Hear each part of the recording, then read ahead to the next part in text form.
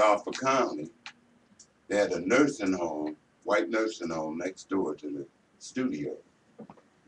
And they came, send the police over there and say, listen, you boys you're gonna have to stop singing.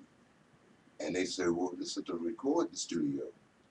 And they said, well, the people next door, they say they wouldn't mind you singing, but you keep singing the song, same song over and over again.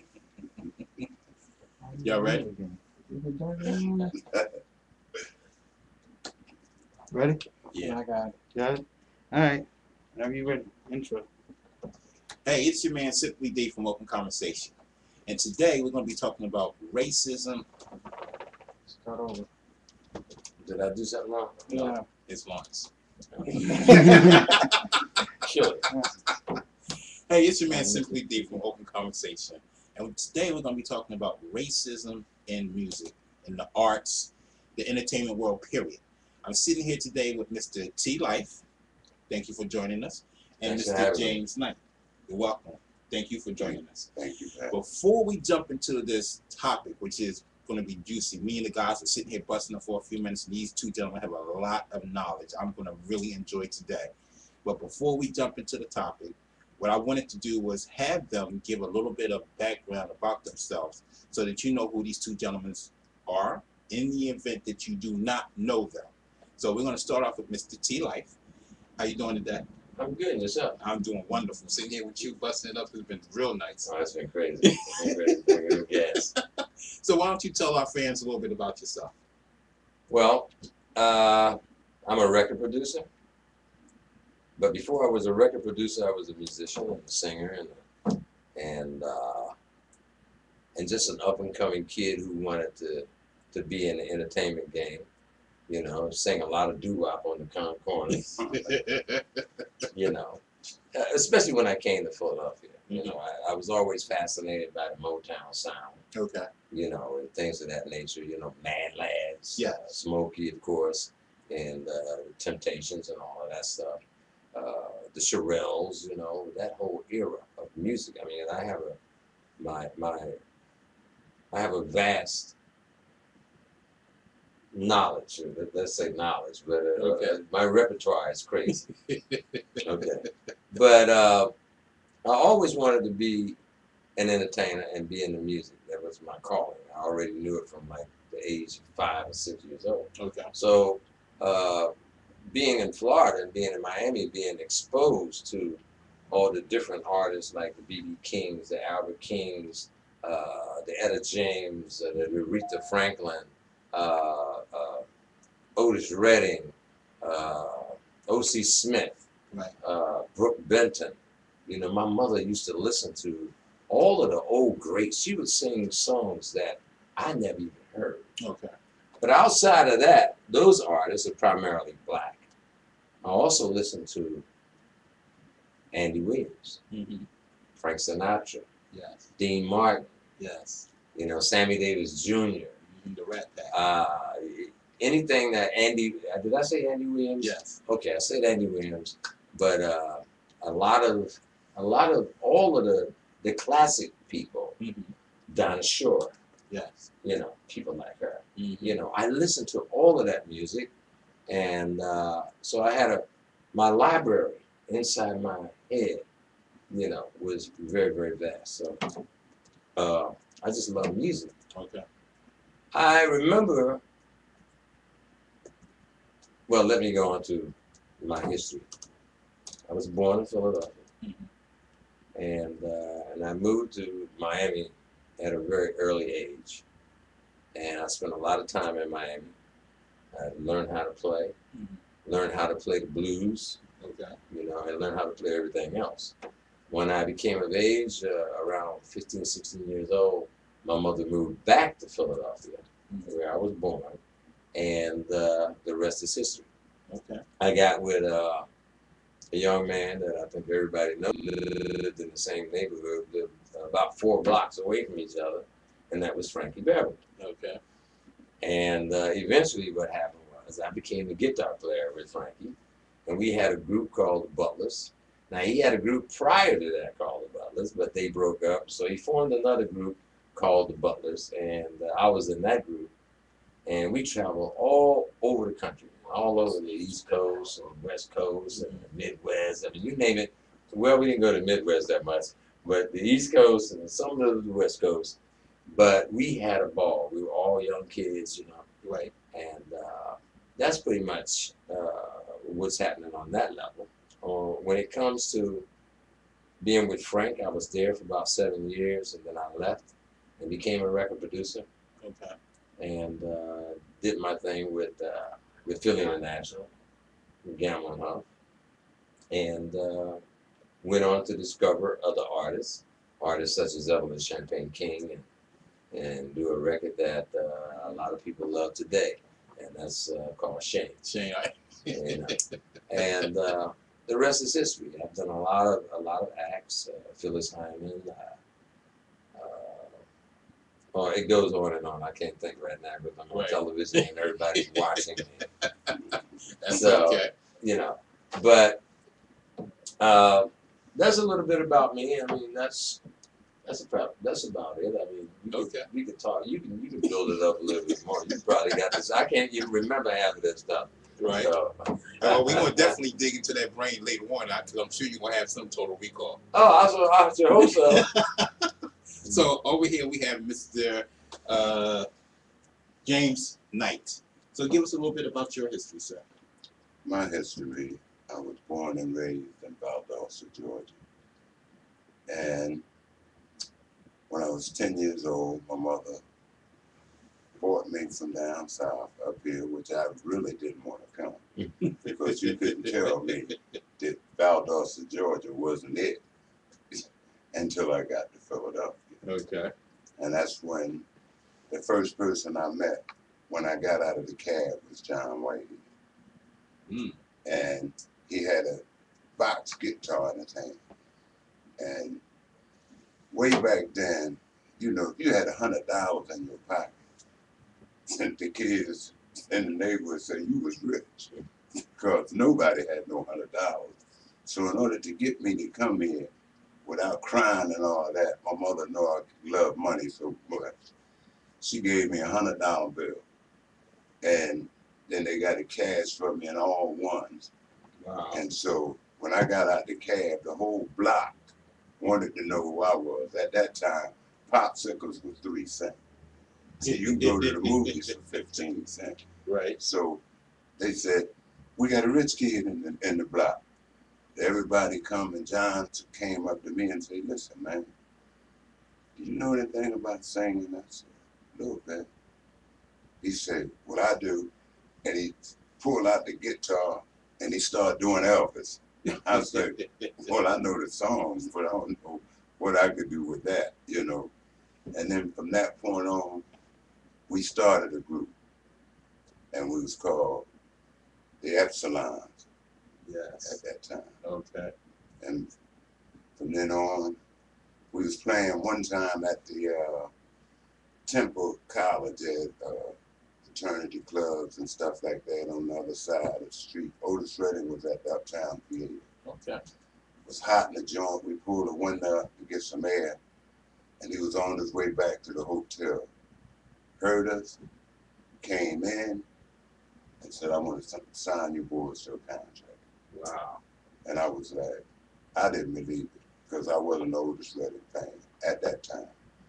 I said, that's not Otis Redding. That's somebody else. I said, why would he want us? Right. You know, and then I said, he's lying. I said, because that's what somebody always come up right. saying what they gonna do. And then next week, they said, we're gonna get back with you. And we still waiting for him to get back. But this time, he told us to come to the Uptown, come backstage. We went backstage, and he had his road manager to send for contracts, and 3 days later, we had signed a 5-year contract with him. Wow. And he took us from Philly back to his hometown, which is Macon, Georgia. And we rehearsed with the 25-piece band that he had for about 3 weeks, and we was in a hotel room, and I'm sitting there, like all this rehearsing, and when we gonna make some money? So that's the only thing that's on my mind was the money. So that Friday, the road manager came in the parking lot and was calling out the hotel rooms numbers for you to come downstairs to get paid. So when he called my room, I said, this must be a mistake. I ain't did nothing but rehearse, but it wasn't a mistake. And he said, do you want to get paid or you don't? So came out, he gave me a check, said sign it, and I cashed it. And from then on, it was history. He took us to Houston, Texas, at a tailor called Johnny Burton's, which did The Temptations, Stevie Wonder. He made everybody's clothes. Okay. So he took us in the tailors and he said, make these boys some clothes. So now,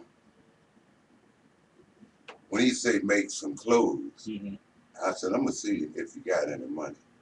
So when Johnny Burton's, after he measured me up and everything, I got every color pair of pants he could name. I said, give me gray, give me blue, give me green, give me beige. And then not only did he buy regular clothes, he had our stage clothes made. Okay. So Whitehead and them, they took like 3 pair of pants apiece, you know, they had made. And they was telling me, oh man, Otis gonna be mad with you. I said, you shouldn't have did that, man. You got all them suits and stuff made.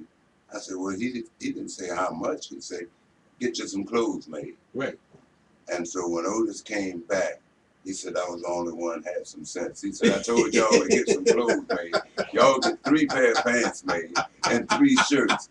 And he called me Ironhead. He said, Ironhead got him a wardrobe made. So, and then from that point on, we started singing. We did the Whiskey a Go-Go, and we did from Oklahoma City to Louisiana. We did some back road shows, which was way back in the country. You don't even see how nothing can get there but alligators. Right. Back in the woods. Yeah, way back in the woods. But they might have a little piece of tin over the floor. Right. From a hole or something, from a rat. So now you know how far back. Right. Then we did Fillmore East, Fillmore West, and he just took us everywhere. Then we had been on the road for so long, we always used to meet in front of the Howard Theater in Washington, D.C. Okay. So we got back to the Howard, and so he got a phone call, and he said, they want us back in California. And I said, I ain't going back to California. And they said, we asked Otis, could we go home for Christmas? And I said, Otis, could I take my group and go home for Christmas? We home, he said. Right. And he said, take your group and go home. Meet me back in front of the Howard Theater in a week. He never made it back. So that's when The plane went down in the day. Okay. Well, as you can see, I'm sitting here with 2 gentlemen who have been in the music field, music business for quite some time. Their history runs deep. It goes way back. So we're talking with 2 guys here today who can definitely comment on the issue that we're going to talk about, which is racism in our music. Early today, when I was, going through some things, one of the things that I noticed that kind of stuck out in my mind was how a lot of people try to portray Michael Jackson. He was crazy, he was this, he was that. And I looked at one of his videos. At the end of this video was banned. And it was the video black or white. And the part that was banned was when Mike is a Black Panther and he goes to an alley and he turns into a self and he's actually doing his dance moves, but at the same time he's smashing out windows. And on those windows were things like white supremacy rules, the KKK is this, and different things like that. And at the end, when he finished, he changed back into the Black Panther and just walked out. And I kind of thought about that for a minute, like, why would they ban that? You know what I mean? And it started hitting me like these are the type of things that they don't want us to see. You know what I mean? Don't want us to know about. And then I started looking at other videos that they, were saying had racial undertones.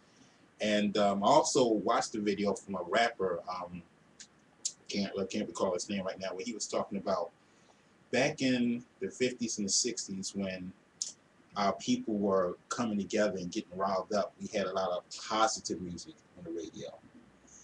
At some point, that switched because the record label started signing different acts with more violent undertones, and that was to keep us suppressed. So I don't know, how you guys feel about that, being in the music business. I'm sure you saw the switch, saw the changeover. How do you feel about that?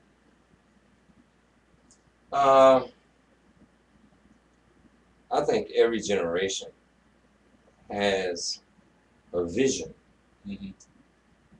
that they see is happening in their generation at that particular time. I remember a lot of the positive messages from people like Marvin Gaye, Smokey, James Brown, you name them. Everybody had a positive message about the racial issues and the racism in America, and how blacks were being perceived. Right. And the equality level wasn't there. There was no equalization. You dig what I'm saying? So people that had something going on that could reach the masses of people reached out and they talked about these issues. However, I think the problem with that was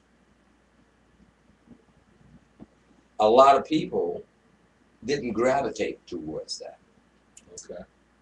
Not enough of the black people did not gravitate towards it. Sometimes you have to gravitate towards your own thing. Now there were a lot of other nationalities, white people, Hispanics, and others, Asian, that gravitated towards, understood what was going on with the racism. They gravitated towards it. But if you yourself don't gravitate towards it and grasp it and hold on to it, you can't keep it. Right. Freedom is not free. That's number one. The only thing that has changed from that time to this time right here is the economy. It's the only thing that's changed. Okay. Some people say, well, it's gotten better. Well, we got more people in the world. We got more supermarkets. We have more cars. We have outside of Oldsmobile, Ford, Chrysler, right, Mercedes, boom. We got boom. We got a bunch of stuff now. right. So everything just escalates into something else. Where did the racism go? It didn't go anywhere. It is still here. Yeah. It's subliminal. And sometimes we say, well, hey, why did we allow for the music that we're listening to on the radio to evolve, to even happen? Well, you cannot stop progress. You know what I'm saying? The black music is probably the only music that has changed the whole culture of the country in the last 10 or 20 years. It hasn't been all bad. Right. It actually has opened up a lot of different kinds of doors. It has also taught some good things, but it's also taught some negative things. Right. But there were negative things here before. Yeah. The N-word is nothing new. It's just that it was taken and it was flipped and put into an everyday situation where now I said it, so it ain't no big deal now. Right. But it's all about the tone. Well, how can a white person say the word nigger? See, there's a difference between nigger and nigga. You understand? We do it all the time. Black people say nigger all the time. You know what I mean? But we don't mean it in a negative way. It's said in a, hey, yo, boom, boom, boom. There are some white people that can say it and say it in the same way as a black guy. If they're down with it and if they're in the mix with what's going on, And then there comes the you're not certain if you can trust him with that or not. I wonder if he meant that. Well, Right. What you mean by calling me a nigga? And then, well, I would say this, that you have more prejudice in the South than you do up north. It's a little bit easier up here than it is in the South. I beg to differ. Because, I beg to differ. I'm going to tell you why. Why? It's more subliminal. Yeah. It's more subliminal. And one thing I like about the North, you understand? The South, I'm sorry. One thing I like about the South, they don't care. They let you know from the door. There's no pity pat. It ain't none of that. Right. It's like, hey, boom, boom, boom. But I also find that the South is more progressive in their thinking mechanism. I tell people all the time, they say, oh man, you gotta go to Atlanta. And I'm not putting Atlanta down. Don't misunderstand me. But think about it. Almost every city is like Atlanta. Right. we shut it off. We shut it off. You know what? I'm ready to do the same darn thing. Every city, are you ready? Every city in America is like Atlanta. Mm-hmm. I always tell people, I say, man, Atlanta's like the bomb, man, you gotta go there. I said, nah. I said, you know what? The only thing wrong with Atlanta is surrounded by Georgia. Think about it. So, every city in America, demographically and strategically, is made the same way. Now, why do we have this happening?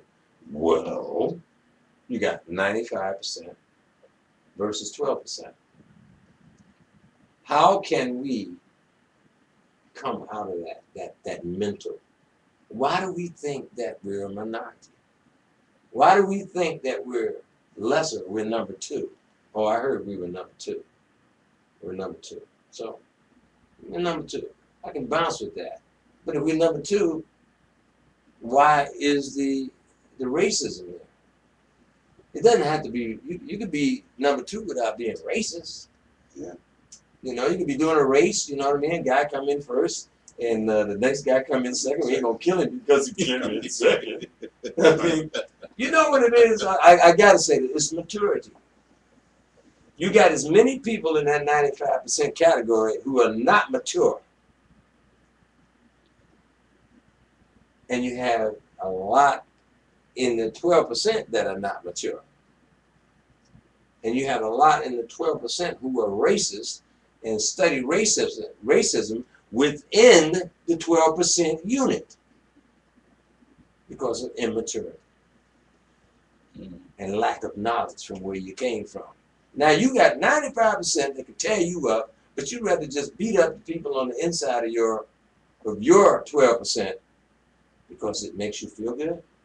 Or maybe you just don't know no better, or maybe you just fooled by the bling bling, which is another thing. Yeah. Well, let me ask this: because when you said that the music has evolved, do you think with the music that's being played now, how you hear a lot of the negative, with like you said, the nigger word, or you know, selling drugs, or smoking this guy, and or whatever, and bitches and hoes and whatnot? Do you think that negative music is good for us, or do you think it's bad for us? Well, to me, myself, I really think it's bad. But Because for me, I don't really. Do we have any really positive artists or music that we hear now on the radio? Like with Marvin Gaye and those people back in that day?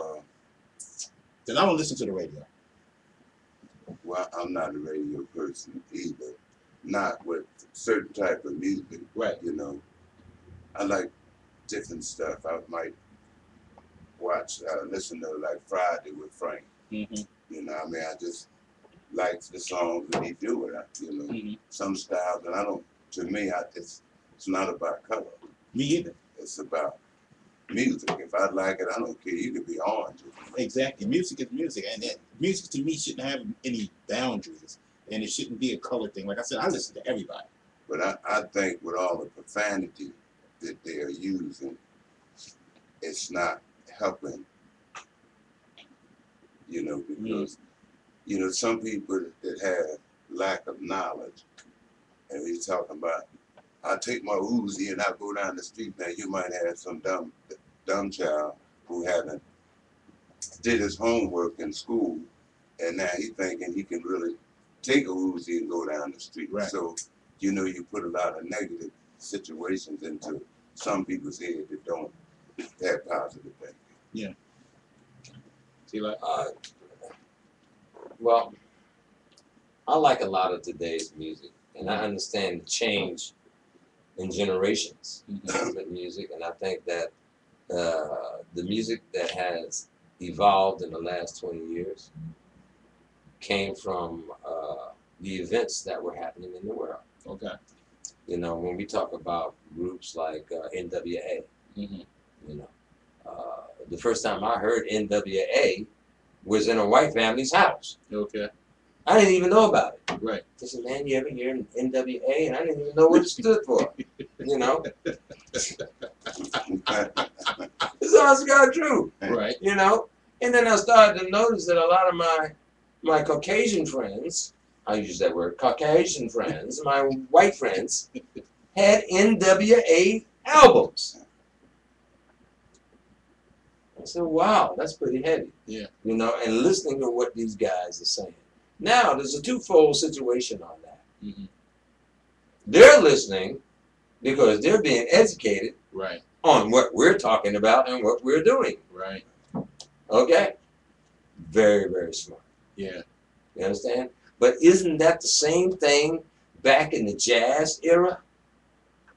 In the jazz era, in the R&B era, in the you name it era. Because one thing about them, those people, or whoever you want to call them, but let's say white people,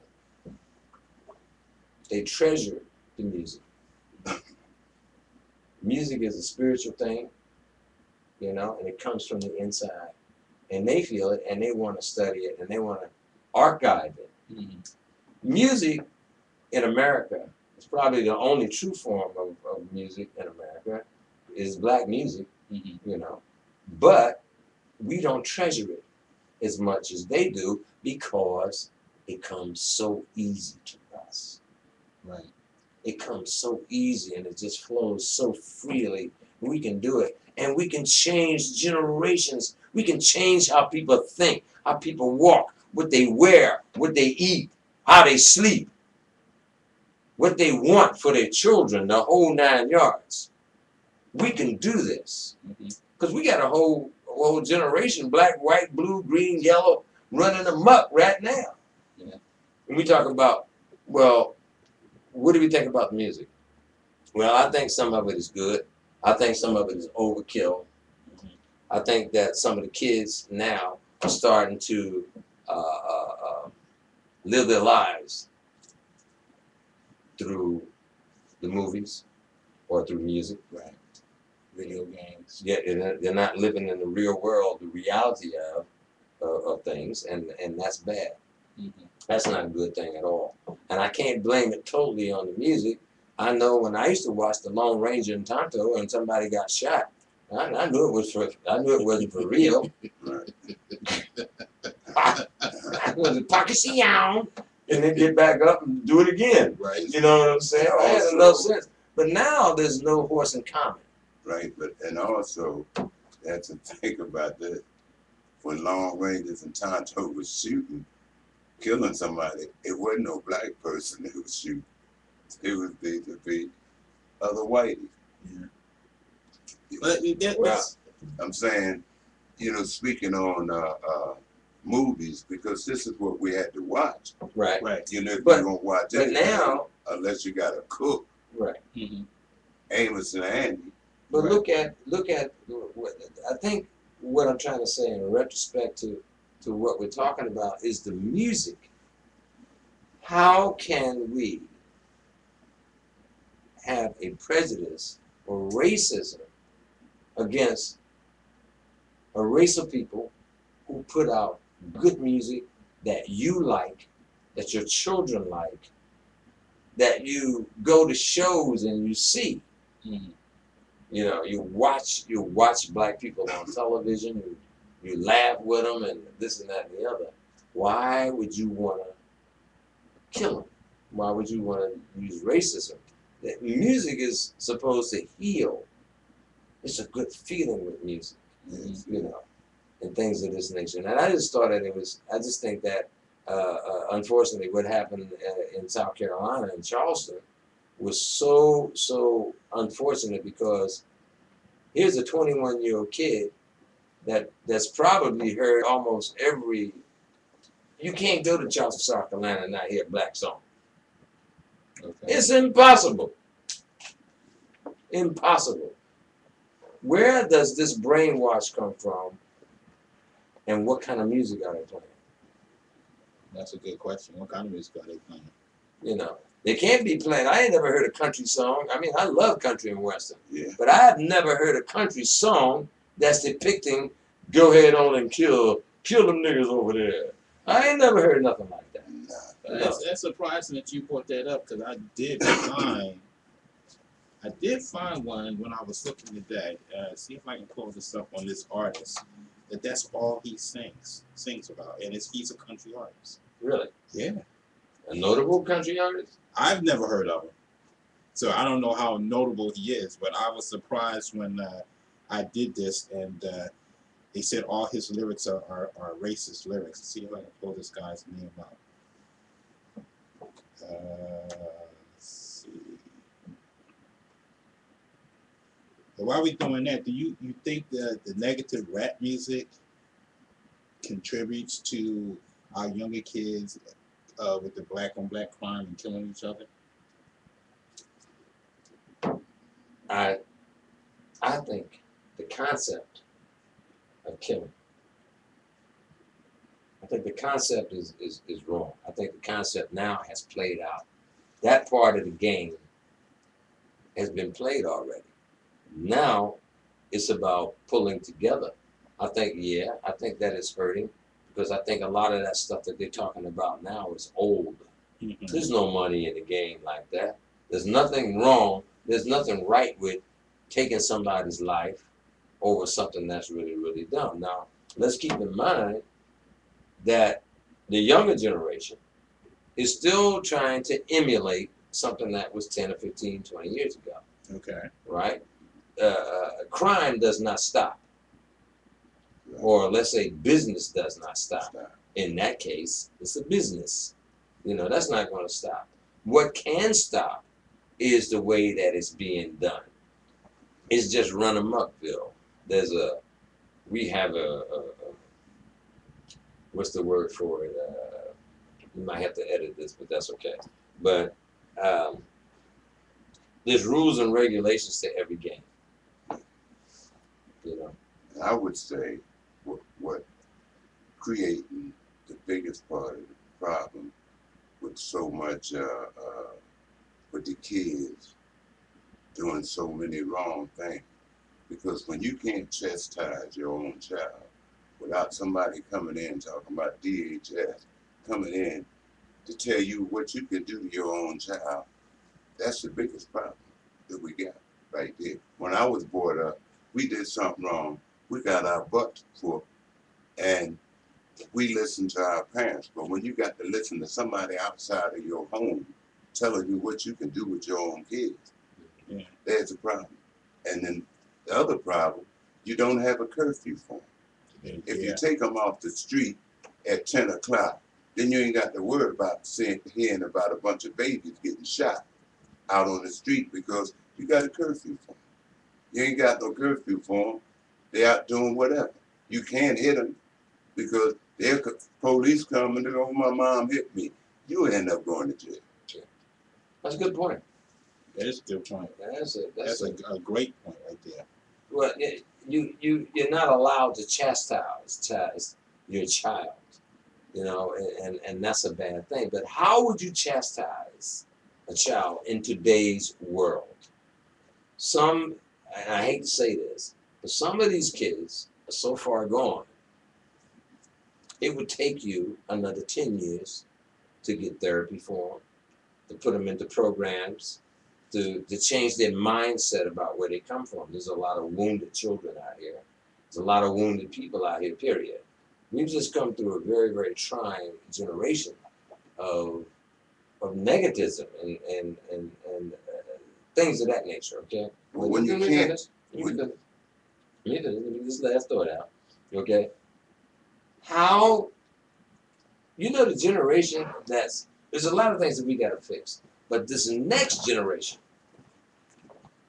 is a generation I think that we can save as long as we come together as that 12% can come together and see where we've gone wrong, see the things that we need to do to brush up so that we don't have problems like with the church thing. There's a way to combat that. There's a way to stop that. You know, everybody's asking now, how do we stop that? Well, first of all, let's stop killing each other. Yes, yeah, that would be number one. Well, maybe we'll get some more respect. Yeah. And people won't look at that. Ain't nothing. They're killing each other anyway. You understand? yeah, right. How are you going to expect people to respect you and you don't respect yourself? Well, I'm not saying that that's the total thing, but it starts. My mother used to say, "What is it? Generosity starts at home." Yeah, generosity starts at home. It starts at home, whatever that saying is. Yeah. Yeah. And what were you going to say, Mr. Knight? well, I say, when you can't chastise your own child, there's a problem. That's your biggest problem. When you come in, you say, I told you to be in at 9 o'clock. It's 11:30. And they can even talk back to you. And if you do anything to them, then you got somebody knocking on your door next week. Right. But if they go to school and maybe you might have hit them with a belt or a book, you know, because out of respect, when a child shows no respect for his parents or any grown person, Mm-hmm. you know, it makes you aggravated to see you're trying to raise your kids and teach them how to do the right thing, and the minute they do something wrong, and if you put them on the punishment, say, oh, you to go to your room, okay, they go to the room, and you downstairs, maybe cooking dinner, and go upstairs, and they done climbed out the window. And somebody come and tell you and say, you know, Brahim just shot somebody. And you said, not my Brahim, he's in his room. But you better not, you can't chastise your own kids. Right. You got a problem. And as long as we don't have a curfew for the younger generation, we're going to keep having problems. Mm-hmm. Because getting them off the street when I was coming up, with 10 o'clock was it. Yeah, so the street lights came 10 on. o'clock was it. Now you had problems back there too, but not like you're having now. Right. 10 o'clock, you better be, if you on the street, you better be out there with somebody 18 and over. Mm-hmm. If not, you got a problem. And most of the parents don't even know where their kids are nowadays. That's right. You know, and that to me is a big problem too. How can you be 12, 14, and your parents don't even know where you are? That's right. And then a lot of parents is not doing their job. Mm-hmm. And when you get a lot of parents from the South, where people in the North don't realize that a lot of them parents down there, they worked hard. Right. They didn't have the jobs that they had in the North. Most of them jobs was in fields. Yeah. That's a different ball game. When you're out there picking cotton instead of you in the factory, wasn't nothing over your head but sun. Mm-hmm. See, picking cotton, cropping tobacco, picking blueberries, you know, to take care of the family. I remember when the rent was $1 a day. That's all my parents paid. $1 a day for rent. And it was a lot of us. So, but sometimes when I can thank God that my kids just listen. You know, some kids will listen to you, and which you don't have to beat them or do that much. I didn't have to do that much punishing, Mm-hmm. you know. So, but I mean, and white or black, everybody having the same problems because you don't see too many black people running into school, killing up everybody. But it's, I mean, all races got problems. Yeah, it's a big thing. But I think what we're trying to do now is we have a big problem with this racism, especially with what just happened in Charleston, South Carolina. That something like that, an act like that, could conceivably start a race riot. Yeah. It could. But I just want to go read you something real quick. And a lot of it is fear. You got a lot of people who are afraid. You got a lot of people, black people afraid of white people, and a lot of white people afraid of black people. Yeah. And let's look at some numbers. We got 40 million blacks on the eve of the 2010 census in America. We are 12.3% of the U.S. population, down from 14.8% of the U.S. African Americans, a population in 2000, sorry. African Americans became the second largest minority group in the first decade of the 21st century. Of the 21st century. The second. Now, can I ask Wait a you minute. question? Now, does that sound frightening to you? Put yourself in a white person's place. Oh, can I just So ask you you? wait a minute. Just answer the question. Is that frightening to you? Yeah. Number two. Yeah. Number two. You got 40 million. Now. Oh, you want to know where I got this information? No. Question I want to ask you. If the problem happened in Charleston, South Carolina, Yeah. okay, and we get together, why don't we go tear up Charleston instead of tearing up someplace else and not even having this problem? Well, see, now you're speaking irrationally. No, I'm saying if you have the problem in Charleston, Right. then that's where it should be corrected at, where you're having the problem at. But it's not everybody in Charleston.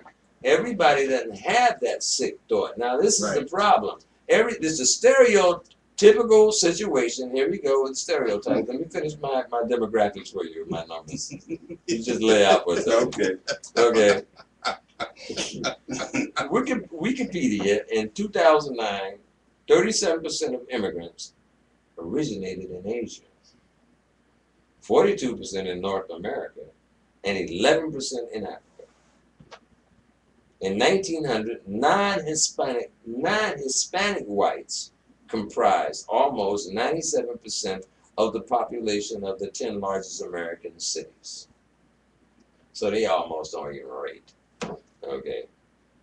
By 2006, non-Hispanic whites had dwindled to a minority in 35 of the nation's 50 largest cities. Historical, racial, and ethnic demographic history, children and adolescents. So, you have 97% of this country is occupied by who?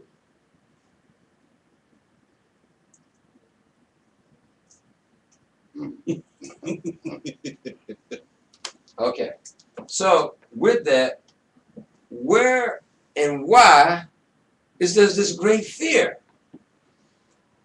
Where's it from? So it's more than just that. It's something that's deep rooted. I don't know if we're ever going to find out what that is in our lifetimes. But this racism is a power thing. This is a power trip. And together, I think, all the minorities can come together, even the white people. Because, I mean, it ain't going to happen without them. Right. We can forget that. Right. That's not going to It's happen. not gonna happen. You understand what I'm saying? There's too many people digging on the music. The music, and the reason I say the music is just inconceivable to me that most of these people, but, whoa, hello, it happened before. Imagine sitting next, you know, like I have a neighbor, Mhm. you know, my neighbor George. Not my neighbor's Caucasian. And George and I, we get along fine, man, you know. We cut our grass and stuff together, you know. If something goes wrong with my lawnmower, he'll come over and fix it, you know. Where he needs this, I got that. And then I got another neighbor across the street who's black, and then I have the neighbor across 2 doors from me, she's white, and you know, I live in a multicultural area. So I got all of these friends. Suppose one day everybody just wake up and there's an army standing out there. George, you come over here with us because you're white. Yeah, but what about my boy? No. He can't be your boy no more. That happened already. Don't think it can't happen again. It can. And that's the danger of things happening like in Charleston, South Carolina. You know? That's the danger. And we as black people, we're going to have to start to come together and start opening up the door for people to do things like that, because you got to show some gratitude and some respect for self. You understand? I'm not saying that we're totally wrong, but we're not totally right either. No. There's a lot of prejudice against ourselves. Yes. I saw on Facebook today, not saying that Facebook is the Bible, but I don't think they'd be lying about this, a kid who graduated with flying honors. You know, they beat him up outside because he got a, what was that? He had awards or something that day. He was on an honor roll. Mhm. His own people turned on him. These young kids turned on him and whipped him like he was nothing, man. And it was very, very graphic. But we just had 9 people murdered in a church by a white boy. Now you tell me what the hell's the difference? What is the difference? Well, tell me what the difference is. So we're going to hold that thought and take a break and be right back after this.